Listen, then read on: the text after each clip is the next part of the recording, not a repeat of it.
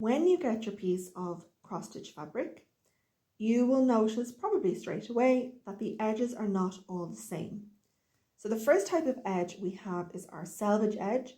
This is the edge that was left on the fabric while it was being woven. And those of you who are into dressmaking or quilting or use fabric in your crafts, you'll know all about selvage edges. All us stitchers need to know is that we don't need to worry about these edges.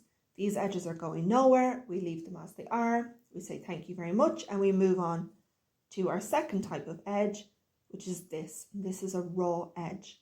Now the reason it's a raw edge is because when the retailers buy fabric, they come on big bolts with these selvage edges, and then they obviously cut them down to size for their customer, and they use maybe a scissors or a rotary cutter or whatever, and it leaves these raw edges.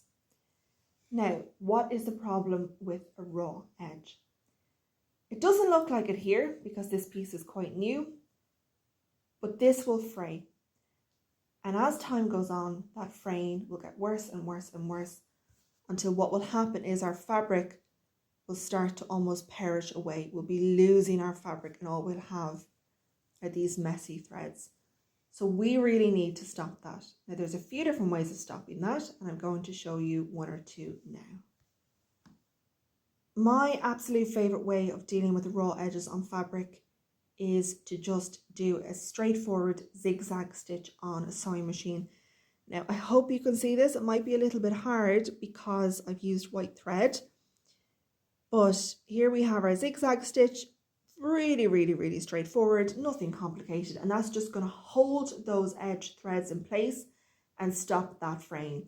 If you're fortunate enough to have an overlocker or a serger, fire ahead, perfect, even better.